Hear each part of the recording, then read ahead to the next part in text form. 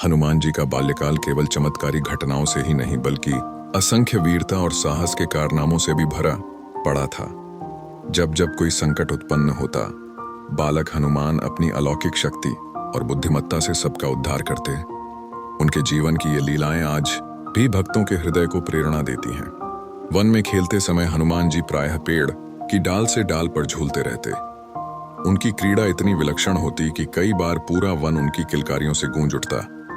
कभी वे शेरबाग के पीछे दौड़ पड़ते तो कभी हाथियों को पकड़कर उनकी सूंड से झूल जाते। पर आश्चर्य यह कि वन्य जीव भी उनके प्रति आक्रामक न होते। वे समझते कि यह कोई दिव्य बालक है जिसके साथ खेलना भी आनंददायक है। एक बार वन में कुछ ऋषियों के यज्ञ को दैत्य बाधित करने लगे। तभी बालक हनुमान वहां पहुंचे। वे बिना किसी भय के उन दैत्यों पर टूट पड़े। उन्होंने वृक्षों को उखाड़ उखाड़ कर शस्त्र की भांति चलाया। देखते ही देखते उन दैत्यों का संहार हो गया और यज्ञ की रक्षा हुई।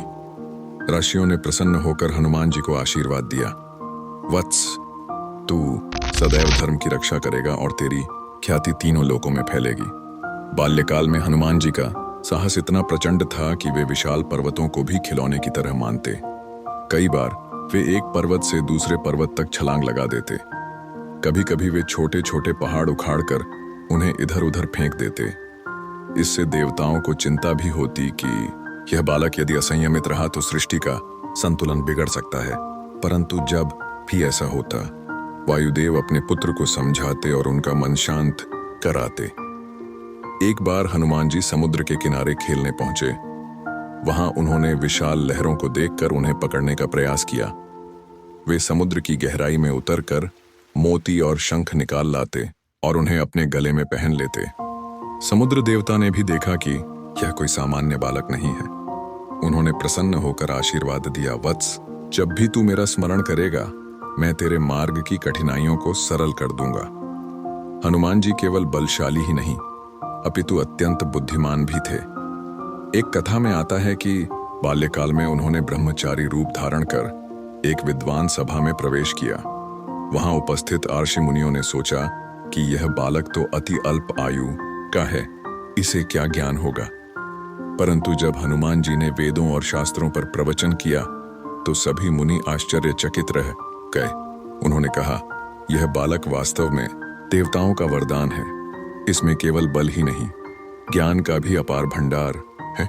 कहा जाता है कि बाल्यकाल में ही हनुमान जी ने कई दैत्यों को मार गिराया। कभी वे ऋषियों की तपस्या भंग करने वाले दुष्टों को दंडित करते तो कभी निर्दोष प्राणियों की रक्षा करते। एक बार एक राक्षस ने नगरवासियों को आतंकित कर दिया था।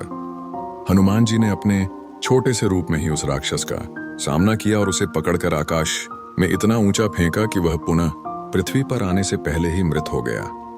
इस प्रकार बाल्यकाल में हनुमान जी ने असंख्य लीलाएं की, कहीं शरारत, कहीं अद्भुत साहस, तो कहीं गहन ज्ञान का प्रदर्शन। यही कारण है कि उन्हें केवल बलवान ही नहीं बल्कि बुद्धिमान और धर्मपालक के रूप में भी पूजा जाता है। उनके बाल्यकाल की इन लीलाओं से यह स्पष्ट होता है कि वे दिव्य अवतार थे जिन्हें भगवान ने युग युगांतर तक धर्म की रक्षा और भक्तों की पीड़ा हरने के लिए भेजा था।